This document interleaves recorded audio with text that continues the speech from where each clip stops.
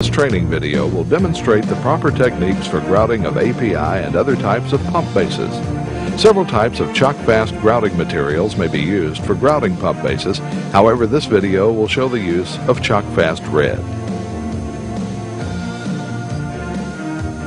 Improperly grouted pumps will often have more vibration and alignment problems that can result in frequent bearing, mechanical seal, and coupling failures. Bearings, mechanical seals, and coupling designs are often blamed for these problems, but in many cases improper baseplate grouting is the cause. For years, cement grout was used to install pump baseplates, but due to shrinkage and the poor adhesive qualities of cementitious grouts, pressure injection of the baseplate with epoxy resin is required to fill voids. In the case of improperly grouted baseplates or baseplates that have disbonded from the grout, pressure injection is a reasonably adequate repair method. Voids can be located by tapping the top of the baseplate with a hammer.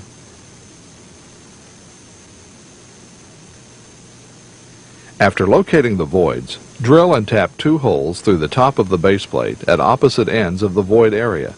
One hole will serve as the injection point and the other as a vent hole.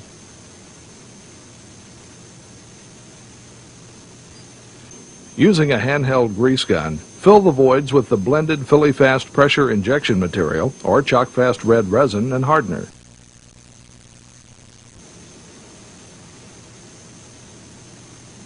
After the void is filled, plug the vent hole and allow the pressure injection material to properly cure. After complete cure, the pressure injection fittings can be removed and the holes dressed. In this program, we'll demonstrate how to use Chockfast Red epoxy grout for a typical API pump installation. In doing so, we'll demonstrate foundation preparation, baseplate cleaning and leveling, grout preconditioning, and proper mixing and pouring procedures. Chockfast Red will bond to the baseplate and the concrete foundation, forming a monolithic block, which helps lower the natural frequency of the baseplate, thereby reducing vibration. The Chockfast Red also protects the foundation from degradation due to chemicals, oil, water, etc. The foundation must be adequately designed to support the pump and driver. It must rest on solid earth and remain isolated from any other transient vibration sources. The total unit is made up of the pump, baseplate, grout section, anchor bolts, and the principal foundation.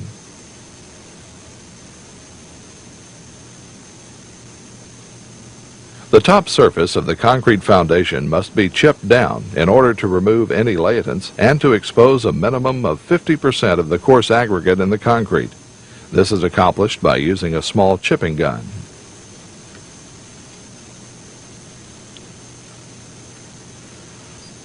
Horizontal foundation edges should be chamfered to at least 2 to 4 inches at a 45-degree angle.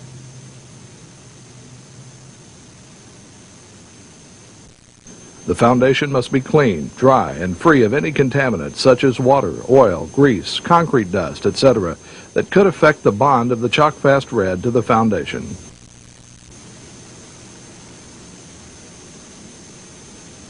To protect the foundation and provide environmental control, erect a temporary structure around the foundation to eliminate the possibility of rainwater or other contaminants contacting the properly prepared concrete surface.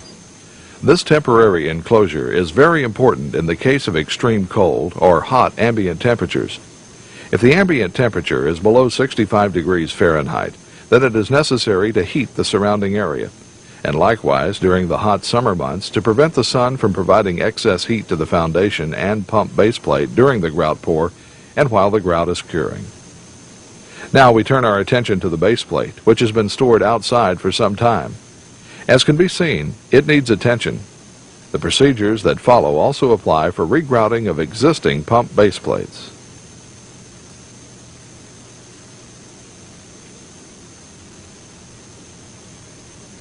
The underside of the baseplate should be inspected and any additional grout pour holes, vent holes, or jack screw holes installed. It is imperative that each compartment of the pump baseplate have at least one grout fill hole and an adequate number of vent holes. Vertical and horizontal edges of the baseplate that will come in contact with the Chockfast Red should be ground to a minimum of a ½ inch radius to reduce the possibility of stress concentrations in the grout.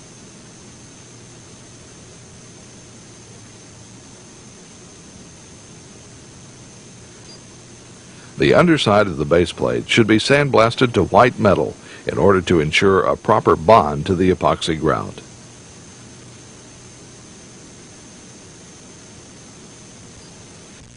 Care should be taken to prevent the sandblasted surface from becoming contaminated by oil, water, etc. The elapsed time between sandblasting the pump base and the actual grouting should not be so long as to allow the sandblasted surface to bloom with surface rust. To prevent this, prime the base plate underside with Philly-Clad 1000 series primer. Philly-Clad 1000 will create a bond to steel of no less than 1500 psi and have a dry film thickness of 2 to 3 mils. Proper blending is accomplished by pouring the hardener into the resin container and mixing for 3 to 4 minutes with a properly sized Jiffy mixer and a drill speed of 200 to 250 RPM.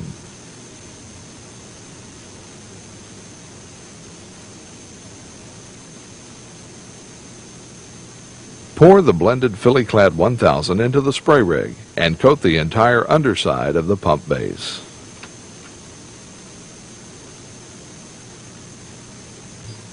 If the base plate is not grouted within 30 days, the coated surface should be roughened up to remove the bloom or shine.